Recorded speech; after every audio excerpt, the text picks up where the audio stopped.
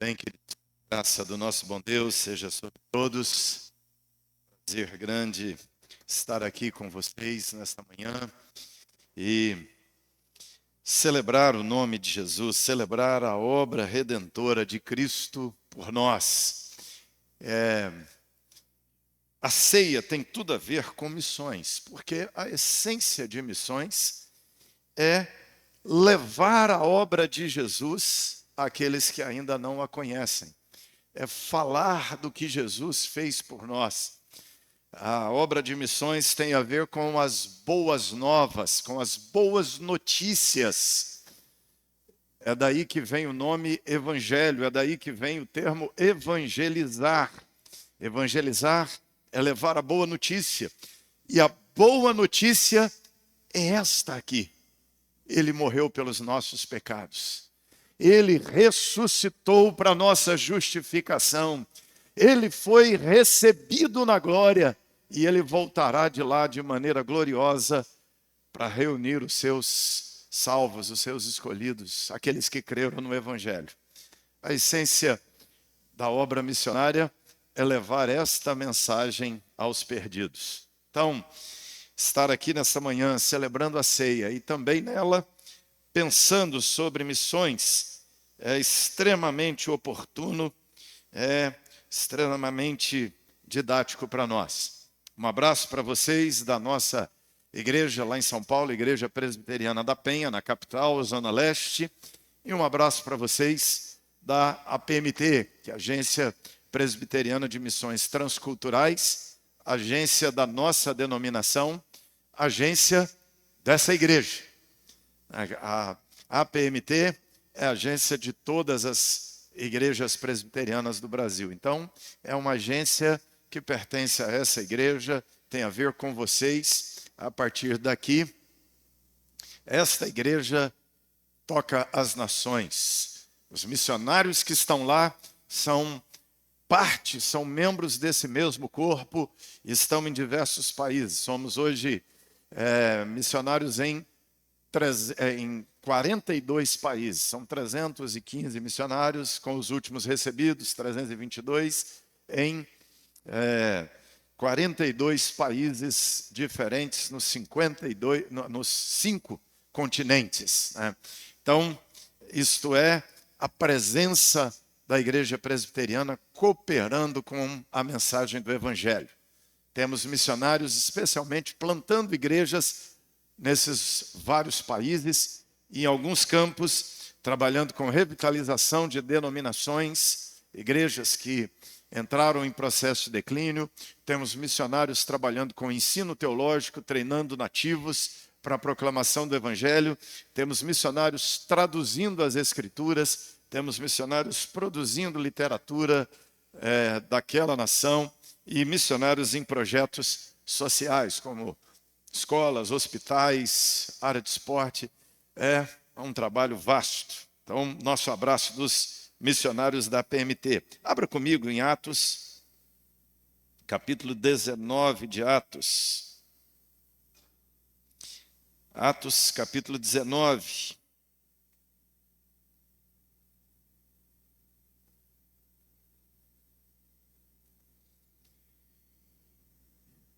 Atos 19 é um momento missionário.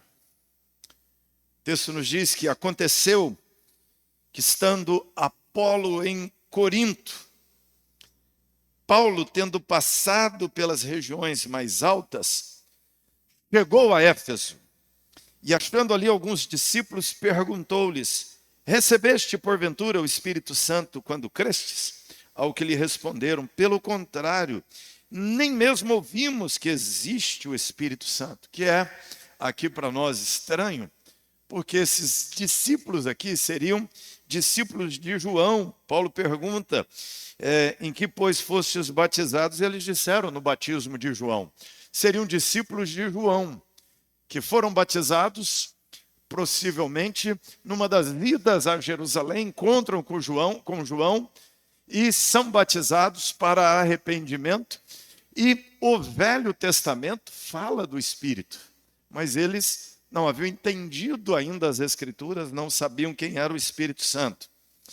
Disse-lhes Paulo: João batizou ou realizou o batismo de arrependimento, dizendo ao povo que cresce naquele que vinha depois dele, a saber, em Jesus.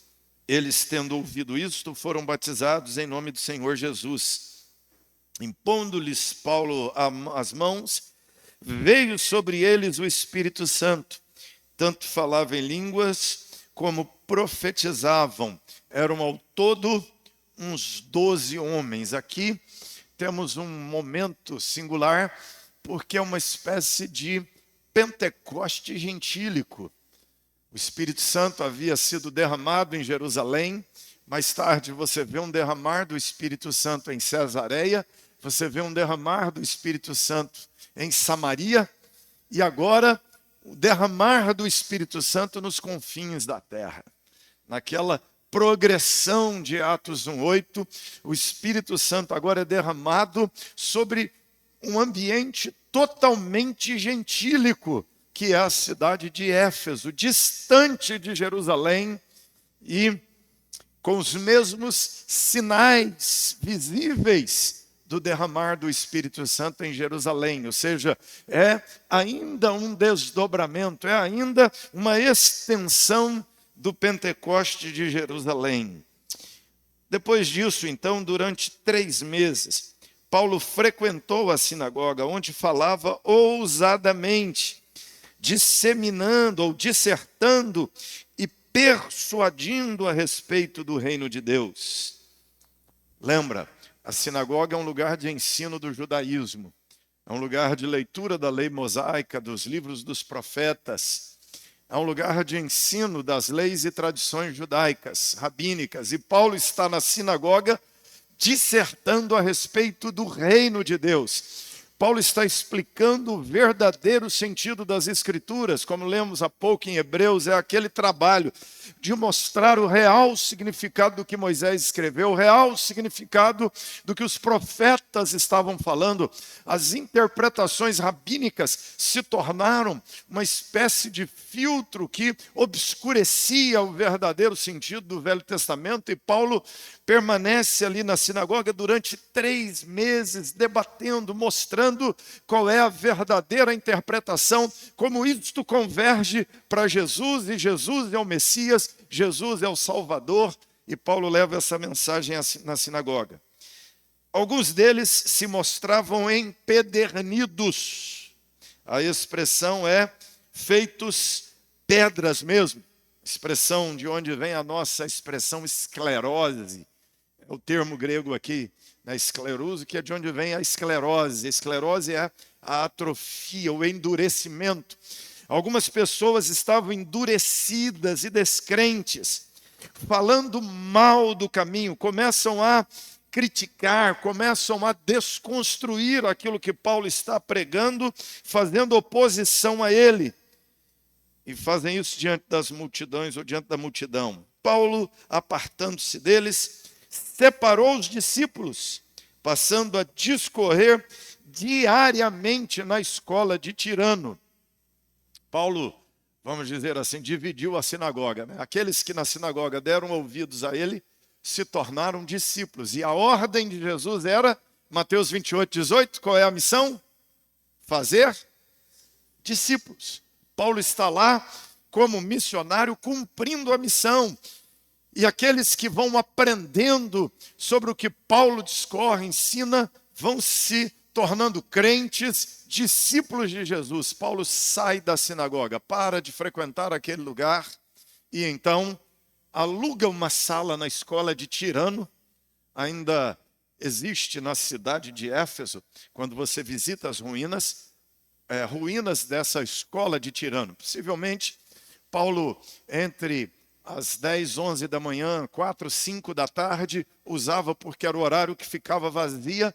Paulo aluga aquela sala de aula e durante, diz o texto aqui, Paulo permanece ali naquele lugar, ensinando àquelas pessoas.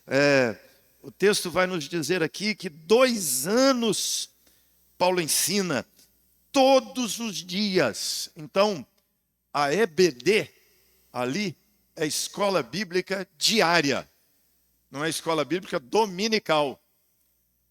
Olha só, tinha estudo bíblico naquela igreja que Paulo plantou em Éfeso todo dia. Isso é um seminário, não é?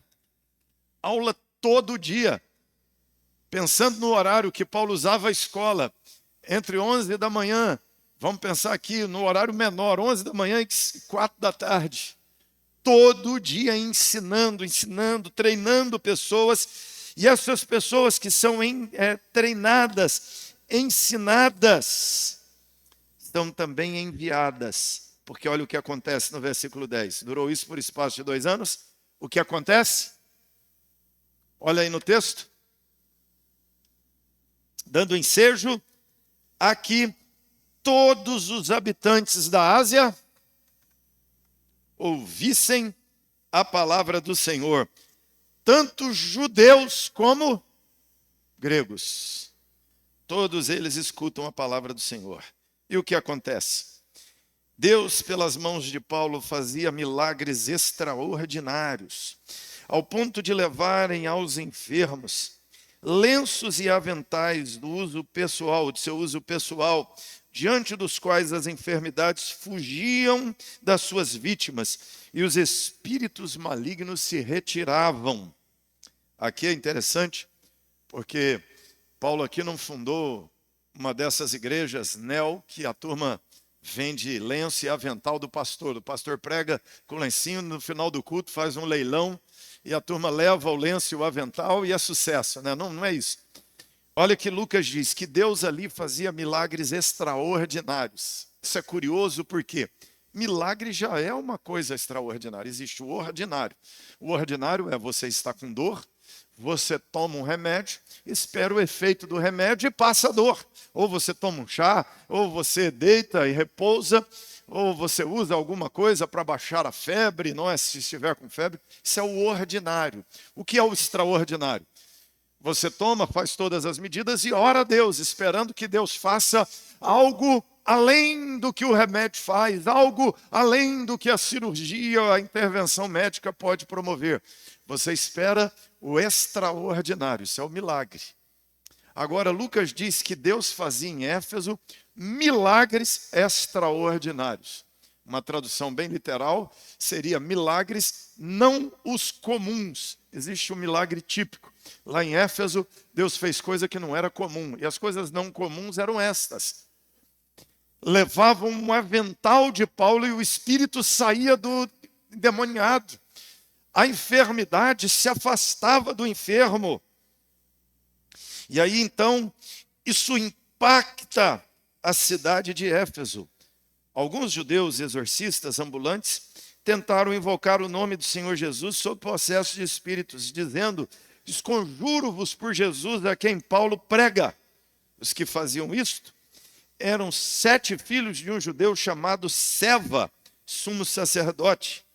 Eles tentam aqui montar uma empresa de exorcismo, né? Já está nascendo esse tipo de coisa lá. Ganhar dinheiro expulsando demônio. Mas o espírito maligno lhes respondeu: conheço Jesus e sei quem é Paulo. Mas olha o que o espírito faz. Vocês, quem são? Eu não conheço vocês. O possesso de espírito maligno saltou sobre eles, subjugando a todos, de tal modo prevaleceu contra eles, que desnudos, que nus e feridos, fugiram daquela casa. Chegou esse fato ao conhecimento de todos, assim judeus como gregos, habitantes de Éfeso. Leia comigo o que aconteceu. Vamos juntos? Veio temor sobre todos eles, e o nome do Senhor Jesus era engrandecido naquele lugar. Muitos dos que creram vieram confessando e denunciando publicamente seus próprios pecados. Também muitos dos que haviam praticado artes mágicas, reunindo os seus livros, os queimaram diante de todos. Achou-se que montavam a 50.000 denários. Seria 50.000 diárias de um trabalhador. Vamos juntos, o 20, para fechar? Assim, a palavra do Senhor crescia e prevalecia poderosamente. Olha que impacto causou a chegada do evangelho em Éfeso. Aqueles homens tentaram expulsar um demônio, invocando o nome de Jesus, a quem Paulo pregava. O demônio diz: eu sei quem é Jesus, sei quem é Paulo. Espanca aqueles homens, arranca a roupa deles, e aqueles 7 homens saem correndo assustados e nus pela cidade, e a cidade é impactada com este fato. E, de repente, cai algo do temor de Deus sobre aquela cidade. E o texto nos diz que as pessoas começaram a ir à praça pública, denunciando, confessando seus próprios pecados. É muito comum as pessoas denunciarem o pecado dos outros. Gravam um vídeo no YouTube, o marido que pegou a mulher em flagrante, a mulher que pegou o pastor que foi descoberto em adultério. E assim as pessoas expõem e amam colocar a público o pecado dos outros, para que alguém vá em praça pública e confesse seu pecado. É algo muito sobrenatural de Deus, não é? Para alguém chegar em público e confessar seu pecado. Eu só vivi momentos assim uma vez na vida, quando eu tinha 18 anos, num acampamento de jovens, quando o Espírito de Deus se manifestou naquele lugar de uma maneira diferente, e vários jovens que estavam ali vivendo vida dupla, vários jovens que estavam ali só por formalismo, por terem sido criados na igreja, Deus agiu naquele lugar de maneira tamanha que eu vi ali pessoas rolando no chão, chorando e gritando seus próprios pecados, confessando a Deus. Não é uma coisa que acontece todo dia, toda hora. Isso é algo extraordinário. Foi o que aconteceu em Éfeso. E aí o evangelho causa impacto, tamanho que as pessoas daquele lugar, elas vão à praça pública e naquela praça pública elas queimam todos os seus objetos, artigos de feitiçaria. E ali elas renunciam àquelas práticas antigas do paganismo comum da cidade de Éfeso. E aqui, irmãos, nós vemos algo extraordinário. O texto diz que somando tudo, dava cerca de 50 mil denários. Seria hoje, aqui, São Paulo, uma diária é R$200. Seria aqui cerca de 10 milhões de reais. É muita coisa, não é? É bastante objeto de feitiçaria. E aqui, irmãos, nós vemos gradativamente 3 coisas acontecendo com a chegada do evangelho. Nós temos aqui um missionário, Paulo, chegando a uma cidade pagã, a uma cidade pervertida, a uma cidade corrompida. Éfeso era considerada a capital do Império Romano na Ásia, porque era uma cidade extremamente importante. Éfeso era uma cidade de algo entre 400 e 500 mil habitantes. Não era uma cidade, um vilarejo. Éfeso é uma cidade pomposa, grandiosa. Até hoje, quando a gente visita o sítio arqueológico de Éfeso, se você quiser andar todas as ruínas, você vai andar um dia inteiro na cidade de Éfeso, para você ter ideia do tamanho que era a cidade. O fórum daquela cidade, que era o fórum para eles, era a área do comércio. O piso das ruas, do fórum, da área do comércio, era de granito. Tem a marca da roda das carruagens, que escavou a pedra, tamanho movimento daquele lugar. Era uma capital comercial, era um grande centro religioso, era um grande centro intelectual, era uma cidade que comportava o templo da deusa Diana, a principal divindade adorada no mundo pagão asiático, grego, romano. Éfeso era uma cidade extremamente importante, porque era onde se praticava o ritual de fertilidade, do culto à deusa Afrodite. Havia um sincretismo entre a crença em Afrodite e a crença indiana. E eles praticavam esse tipo de coisa. Era a cidade que tinha templo do deus Baca, de onde vem o nosso termo bacanal. Imagina você que tipo de cidade era essa. Havia um festival que atraía gente do mundo inteiro, uma espécie de carnaval. Havia um congresso anual de bruxaria, onde as pessoas iam e podiam aprender qualquer ritual de qualquer magia conhecida pelo mundo afora. Havia uma grande biblioteca, a Biblioteca de Céus. A cidade era um grande centro. E Paulo chega nesse lugar como missionário. Trabalho complexo, não é? Pregar nesse contexto pagão. Mas nós temos aqui no texto 3 efeitos dessa chegada do missionário no lugar. Primeiro deles, o texto nos diz que a palavra do Senhor crescia. O último versículo que lemos nos diz isso, a palavra do Senhor crescia.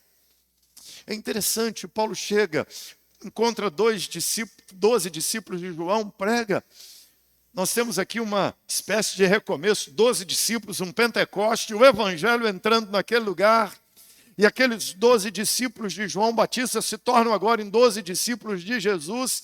Paulo vai para a sinagoga, ensina na sinagoga, pessoas creem na sinagoga. Paulo sai da sinagoga, vai para a escola de Tirano, no centro da cidade. A escola de Tirano está exatamente perto desse lugar que eles chamavam de fórum, onde era o centro comercial.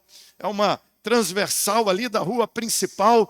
Paulo ensina 2 anos naquele lugar. E a palavra do Senhor cresce na cidade de Éfeso. A cidade de Éfeso, que não tem nada da palavra de Deus, agora está transbordando da palavra de Deus. E essa é a nossa missão, irmãos. A palavra precisa crescer. A palavra precisa se espalhar. Nós precisamos ter mais crentes. Nós precisamos ter mais igrejas, nós precisamos ter mais salas de aula, nós precisamos ter mais gente lendo as Escrituras, nós precisamos ter mais pessoas conhecendo, compartilhando os textos, as páginas, os versículos das Escrituras. A nossa missão é trabalhar para que a palavra do Senhor cresça. Nós podemos medir mais ou menos a palavra do Senhor na nossa sociedade. O que você acha? Nossa sociedade está mais parecida com a Bíblia ou mais parecida com Éfeso? O que você acha? Está mais parecida com Éfeso. E o nosso trabalho como igreja é disseminar mais a palavra, para que 12, para que 20, para que 100, para que 300, para que 1000, para que milhares de pessoas tenham acesso a essa palavra, sejam ensinadas na palavra, para que, olhando para a nossa cidade, nós possamos dizer: a palavra do Senhor crescia na nossa cidade. Infelizmente, nem sempre, quando cresce o número de igrejas, cresce a palavra. Porque, infelizmente, tem igreja que já não prega mais a palavra. Tem igrejas que pregam tradições, tem igrejas que pregam invenções, tem igrejas que pregam visões, tem igrejas que pregam sonhos, tem igrejas que pregam ideologias. Mas nosso desafio, irmãos, é sermos uma igreja fiel, é sermos uma igreja semeadora da palavra, que a palavra de Deus cresça, que a palavra de Deus ocupe os espaços onde não há palavra de Deus, que a palavra do Senhor chegue nas escolas, que a palavra do Senhor se espalhe nas ruas, que a palavra do Senhor se espalhe no comércio, que a palavra do Senhor se espalhe nas empresas, que a palavra do Senhor cresça dentro das nossas casas, que a palavra do Senhor cresça no nosso ambiente familiar. Oh, amados, somos missionários, somos aqui testemunhas de Jesus. O que Paulo fez em Éfeso, vocês estão aqui em Ananindeua para fazer a mesma coisa. A palavra de Deus precisa crescer através de vocês nessa cidade. A palavra de Deus tem que crescer através de vocês na Grande Belém. A palavra de Deus tem que crescer através de vocês no Pará. A palavra tem que crescer através de você nas nações. Esse é um desafio nosso. A palavra, diz o texto, crescia em Éfeso. não havia palavra, mas agora há. E agora não somente há, como a palavra cresce, ocupando espaços, ocupando mentes, entrando no corações, se espalhando de boca em boca, se espalhando de sala em sala de ensino das Escrituras, de casa em casa.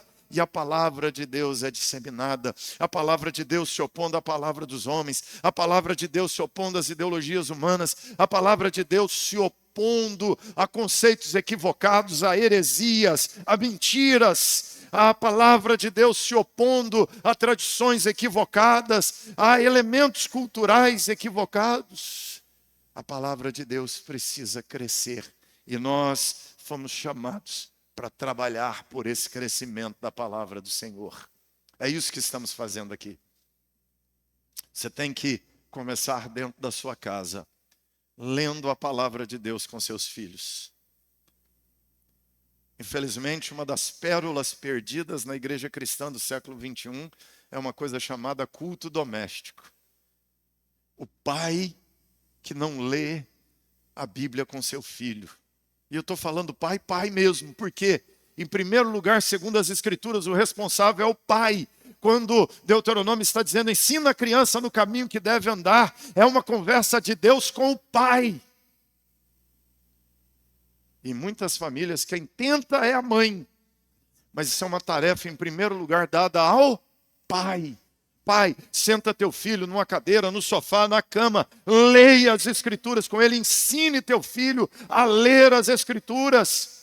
Você como crente, você como mãe, leia as Escrituras com seus filhos. Está aqui diante de vocês, pregando o Evangelho hoje, alguém diante de quem o pai, na infância, diversas vezes sentou e leu as Escrituras. Me lembro até hoje, todas as vezes que íamos viajar, meu pai lia o Salmo dizendo, o Senhor eleva os olhos para os montes, de onde me virá o socorro. O meu socorro vem do Senhor, Ele guardará a tua entrada e a tua saída. Não viajávamos sem que meu pai lesse. E assim, vários outros textos. Repeti a mesma coisa com meus filhos. Quando uma criança mentia, por exemplo, eu mandava escrever 100 vezes um versículo contra a mentira. Para, guardar a palavra do Senhor crescendo. E é isso, irmãos, essa palavra tem que crescer na nossa casa. Nas festas de aniversário, festa de Natal, festa dia da mãe, dia do pai, não interessa. Abre a Sagrada Escritura, leia com a tua família. Não são crentes, não gostam, não interessa. Leia, compartilhe, recite, pronuncie, fale, compartilhe os versículos, porque a palavra tem que crescer. Mas não somente a palavra crescia, diz-nos o texto, a palavra também prevalecia. É isso que o versículo que terminamos de ler, o último que lemos, diz. A palavra do Senhor crescia e a palavra do Senhor prevalecia. A palavra tem que crescer, tem que ser disseminada, tem que ser espalhada, tem que ser semeada, tem que ser compartilhada. A palavra do Senhor precisa crescer a ponto de prevalecer. Ou seja, pessoas precisam compreendê-la para trocar de conceito. Elas têm conceitos errados, então os conceitos da palavra precisarão entrar na mente das pessoas. Como ilustrei aqui com as crianças, a palavra precisa prevalecer. A palavra precisa dominar. A palavra de Deus precisa subverter. Olha o que aconteceu em Éfeso. A palavra cresceu e prevaleceu. Os versículos seguintes, depois do versículo 20, de 21 em diante, compartilham um fato interessante em Éfeso. O texto nos diz que um cidadão complicado, chamado Demétrio, ele percebe que lá em Éfeso, o consumo dos objetos do culto à deusa Diana começaram a diminuir sua venda. O comércio cai. É interessante isso, não é? E olha, imagina você o impacto que é isso. Eu disse para vocês, Éfeso é uma cidade de mais de 400 mil habitantes. Alguns arqueólogos chegam a dizer 500 mil. Para o evangelho afetar o comércio dos objetos de Diana, é muita gente que converteu. E mesmo talvez quem não tivesse convertido, parou de comprar.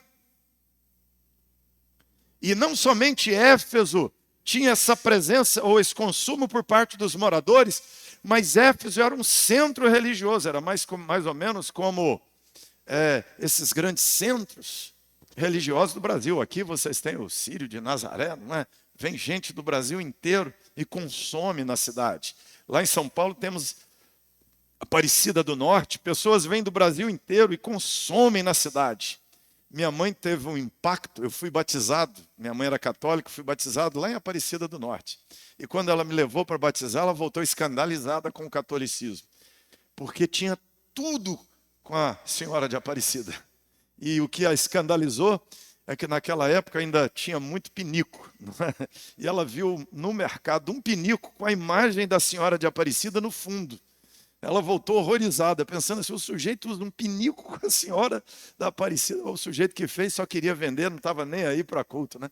Éfeso era assim, gente. Tinha de tudo com Diana. E aí, o consumo cai. Por que o consumo cai? Porque a palavra está prevalecendo. Por que as pessoas vão à praça pública, denunciam seu adultério, sua feitiçaria, seu próprio roubo, sua própria ganância? Por que as pessoas vão à praça pública e faz a fofoca às avessas? Não é?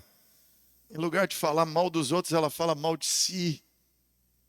Porque a palavra de Deus está prevalecendo de maneira sobrenatural naquele lugar. A palavra está dominando aquele lugar. A palavra de Deus prevalece em Éfeso de maneira poderosa, de maneira sobrenatural. A palavra de Deus prevalece. Essa é a nossa tarefa, irmãos. Esse é o nosso trabalho. Agir, semear, multiplicar a palavra para que ela cresça, mas não somente ela cresça, mas que ela comece a prevalecer no ensino, ela comece a prevalecer na música, na cultura, nos hábitos da sociedade, para que a palavra predomine sobre as crenças equivocadas, para que a palavra predomine sobre as tradições e hábitos daquele lugar. Mais uma vez, nós temos que olhar para nosso desafio, a nossa missão, a partir de onde estamos. O que tem mais aqui em Ananindeua? A palavra prevalecendo ou o progressismo prevalecendo? O que prevalece aqui? A moralidade das Escrituras ou a imoralidade do século 21? Há lugares onde as drogas têm prevalecido, onde a feitiçaria prevalece, onde a promiscuidade prevalece, onde a violência prevalece, onde racismo prevalece, onde mentira prevalece, onde ostentação, vaidade, banalidades, futilidades prevalecem. E o nosso desafio, irmãos, é trabalhar para que a palavra do Senhor prevaleça em nome de Jesus. Esse é o nosso desafio. Trabalhar para que a palavra do Senhor prevaleça. Lá na região nossa, na Penha, temos um bairro extremamente violento, dominado pelo tráfico. Lá é tão complicado, nós montamos um projeto social com o objetivo de plantar uma igreja nesse bairro. Vamos contratar internet, para você ter ideia. Não conseguimos contratar TIM, Claro, Oi e Vivo. Por quê? Porque essas internets não entram lá. Se você quiser usar, nós precisávamos da internet para desenvolver um contraturno escolar com as crianças, porque crianças de 9 e 10 anos não sabem ler. São alfabetizadas nessas metodologias tolas de hoje e não aprendem a ler, e as que sabiam um pouco de leitura não conseguiam entender o que liam. Então resolvemos ensinar aquelas crianças a ler. Precisávamos de internet, tivemos que contratar a internet do tráfico. Só a do tráfico entra lá. E começamos a fazer o trabalho, semeando no coração daquelas crianças. Colocamos o reforço escolar, escolinha de futebol, aula de jiu-jitsu. Eu brinco que a aula de jiu-jitsu é para treinar os futuros diáconos da igreja, porque vão precisar, não é? Colocamos escolinha de balé, porque as meninas aprendem a dançar funk, a cultura é do funk. E a menininha de 9, 10 anos já vai fazendo quadrado até no chão, extremamente sensualizadas, com aqueles shortinhos e uma dança que é uma repetição de um ato sexual. E meninas de 10 anos, uma das meninas de 10 anos apareceu grávida na loja da esposa do nosso pastor. O pastor foi convertido de lá, hoje está lá plantando a igreja. A esposa perguntou para a menininha assim, quem é o pai? Ela falou, quem é o pai, professora? Foi no funk. Ela nem sabe quem é o pai. Uma menina de 10 anos grávida de um homem que ela não sabe quem é o pai. Porque ela engravidou no funk, no meio de uma orgia. Esse é o ambiente, irmãos. O que prevalece lá é Satanás, o que prevalece lá é a violência, o que prevalece é as drogas, o que prevalece é a obscuridade, são as trevas cegando o entendimento daquele lugar. Nós chegamos com o evangelho nesse ambiente. E Deus começou a agir de forma assim que o evangelho sutilmente passou a prevalecer. Algum tempo atrás, o pastor chegou no meu gabinete com um jovem e disse assim, pastor, esse daqui é o Gabriel. O Gabriel quer entregar a vida dele a Cristo. Foi lá na minha sala e disse que queria conversar, eu conversei já com ele, trouxe aqui na sua sala também para você conhecê-lo e orar com ele. E aí eu perguntei, mas quem é você? Fale sobre você. Ele disse, pastor, eu sou o gerente do tráfico ali no bairro. E eu decidi que eu não quero mais fazer parte do tráfico, eu quero entregar minha vida a Jesus, eu quero seguir o evangelho. Eu até perguntei para ele assim, mas como é para você, que é chefe do tráfico, sair do tráfico e virar membro de uma igreja? Ele disse, não, pastor, eu já conversei, lá ligado ao PCC, ele disse, eu já conversei com os traficantes, eu já peguei todas as anotações, treinei uma pessoa para o meu lugar. Olha como que o crime é organizado de verdade, não é? E aí ele disse, eu já estou esperando um tempo para eles mudarem o procedimento, para que eu não saiba mais como funcione, e aí eu posso sair. E a casa desse rapaz era lá, eles chamam de biqueira, um ponto de distribuição do tráfico. Hoje, louvado seja Deus, nós temos uma célula, um PG da igreja, que reúne toda terça à noite na casa desse moço. A biqueira virou um lugar onde a palavra do Senhor é pregada. Você entende o que é a palavra prevalecer? Nesse bairro, Dia das Crianças, eles aproveitam o feriado, dia 12, fecham a rua principal, é onde nós estamos plantando a igreja, alugamos ali um local, eles fecham a rua, montam um palco e funk o dia inteiro, e eles distribuem presentes, fazem lanche para as crianças e show, e o dia inteiro de festa. O pastor foi pedir para montar um stand com os nossos projetos sociais na festa, para divulgar para as crianças o que a igreja está fazendo. Sabe o que o chefe da festa falou para o pastor? Isso foi há 2 anos, foi em 2023, na festa das crianças do dia 20, de 2023. Ele falou para o pastor, não, você não vai colocar um stand na nossa festa. O pastor tentou insistir, ele falou, pastor, você não entendeu, você não vai colocar um stand da sua igreja na nossa festa. Na nossa festa, esse ano, a igreja comandará a festa. E eles montaram o palco, alugaram brinquedos, pula-pula, tobogã, aqueles infláveis, deram lanche, deram todos os presentes para serem distribuídos pela igreja. E no palco, só teve culto com musiquinha de criança o dia inteiro. Não teve funk. Sabe o que é isso, gente? A palavra prevalecendo. É para isso que trabalhamos. A palavra tem que prevalecer. Esse é o nosso empenho, não é só meramente gritar ao vento, é trabalhar para que a palavra do Senhor prevaleça. Terceiro e último, amados, não somente a palavra do Senhor prevaleça, o texto diz, a palavra do Senhor prevalecia poderosamente. Houve verdadeira transformação, houve verdadeiras mudanças na cidade, na sociedade de Éfeso. O evangelho que chega naquela cidade pagã, promíscua, feiticeira, era considerada a capital mundial da feitiçaria. Éfeso agora é transformada, a realidade naquele lugar é mudada.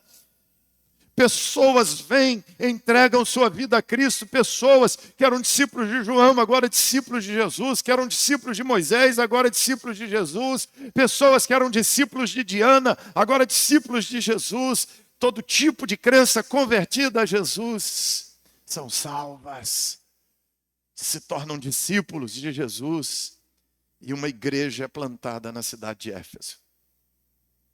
Paulo escreve a carta aos Efésios, porque uma das igrejas mais nobres do Novo Testamento é fundada em Éfeso. E o Novo Testamento conta quase 50 anos de história de Éfeso. De quando ela foi plantada até quando Jesus escreve uma carta para ela em Apocalipse. E é uma igreja fantástica, irmãos. A palavra de Deus prevalece com poder naquele lugar, porque pessoas abandonam o dianismo, pessoas abandonam a crença de Baca, o culto de Baca, o bacaalismo, as pessoas abandonam a violência, o vício, a promiscuidade, a idolatria, a feitiçaria e convertem a Cristo. O evangelho prevalece com poder naquele lugar. Como nós falamos, a ponto do culto, a Diana começar a entrar em declínio. E o sindicato dos fabricantes de Diana promove uma paralisação, protestos pela cidade. Ficam uma hora gritando na cabeça de Paulo que grande é a Diana dos Efésios. Mas era tarde demais. O poder do evangelho desceu sobre a cidade de Éfeso. Pessoas foram libertas, pessoas foram transformadas. E Éfeso, de um grande centro de exportação de feitiçaria, de um grande centro de exportação de paganismo, Éfeso se transforma num grande centro missionário que envia missionários para a Ásia inteira. E o texto nos diz que naquela ocasião toda a Ásia ouviu do Evangelho de Cristo Jesus. Toda a Ásia ouviu. Você já pensou nisso? Éfeso enviou missionário para a Ásia inteira. Aquela turma que aprendia na escola de Tirano foi enviada e saíram plantando igrejas. Por isso que em Apocalipse você tem a carta a Éfeso, depois Laodiceia, Tiatira, Pérgamo, Laodiceia e todas as outras, entendeu? Por causa de Éfeso. Éfeso é a sede do presbitério. Lá se estabelece uma igreja poderosa.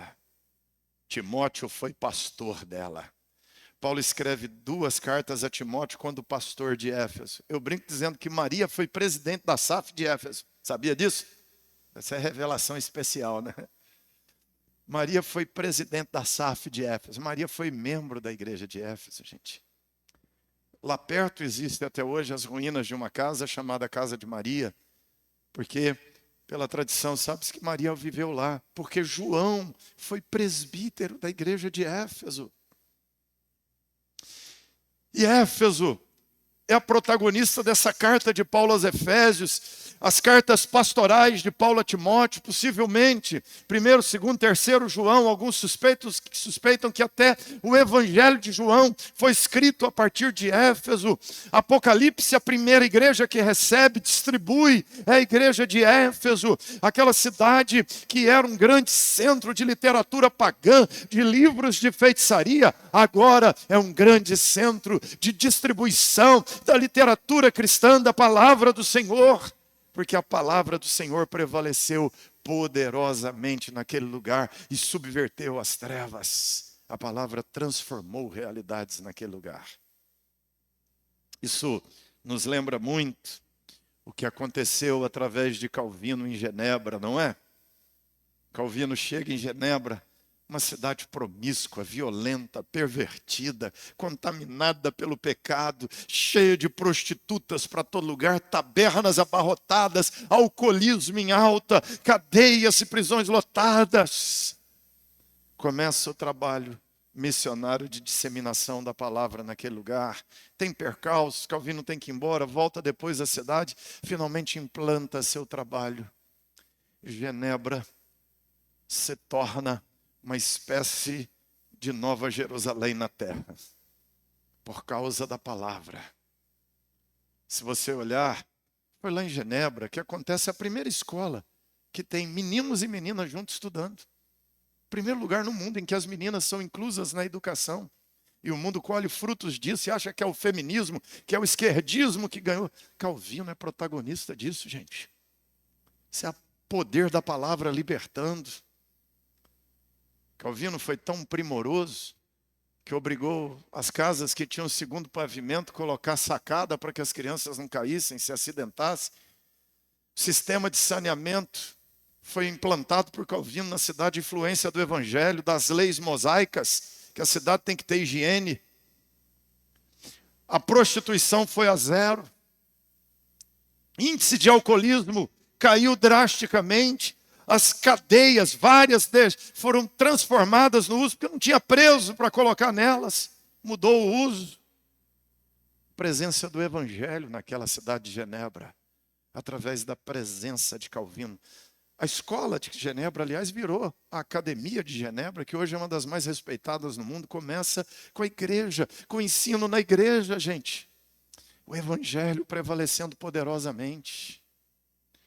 Isso é o que acontece com a sociedade, se o evangelho com poder transformar. Até hoje, ainda que hoje o secularismo predominou naquele lugar, não é um país e uma cidade tão evangélica mais, mas até hoje, quando você vai a um comércio em Genebra, você tem lá uma mercadoria, a loja aberta, a maquininha de cartão ali do lado, você vai, pega o que você quer, empacota, passa no caixa, paga e vai embora. E não tem câmera e nem funcionário. E não tem calote. Igualzinho aqui no Brasil, não é? Igualzinho, não é? Monta uma loja e faz isso para você ver. Eu vi isso nos Estados Unidos também, na região dos puritanos, influenciados pelo evangelho. No meio da roça, da estrada, no meio do nada, tem uma barraca. Ali estão as frutas ou legumes que eles produzem e uma caixinha onde você pega o que você quer e joga o dinheiro dentro. Eu fiquei pensando, aqui no Brasil o sujeito roubava as frutas, a caixinha de dinheiro e até a barraquinha do sujeito, né? Sabe o que é isso? A ausência do prevalecimento poderoso da palavra do Senhor.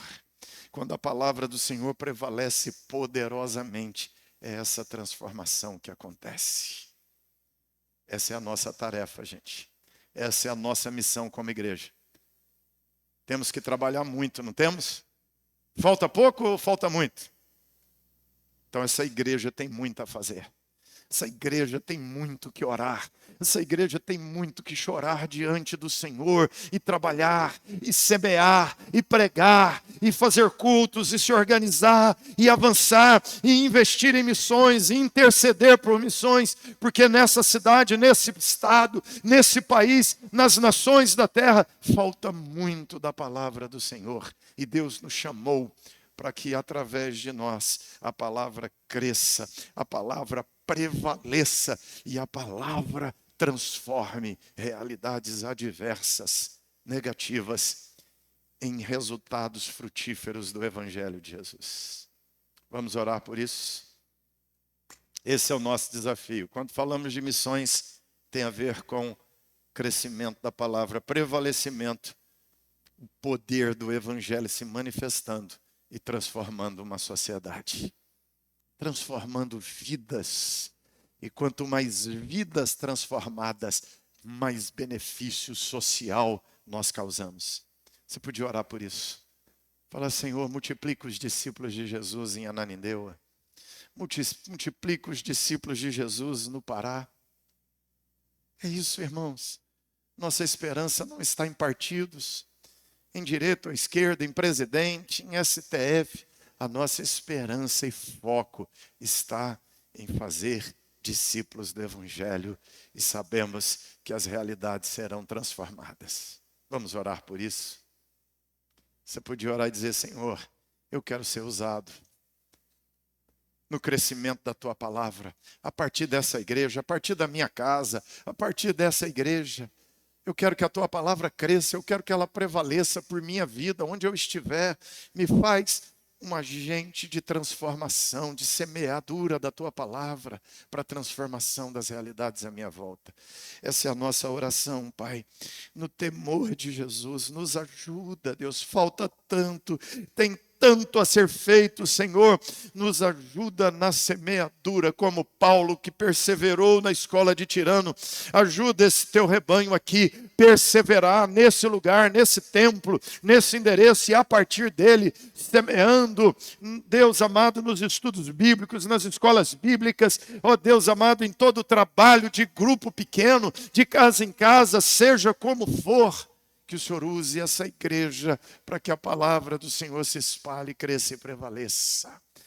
E ajuda cada membro dessa igreja nesse compromisso a ser fiel. Em nome de Jesus é a nossa oração. Amém.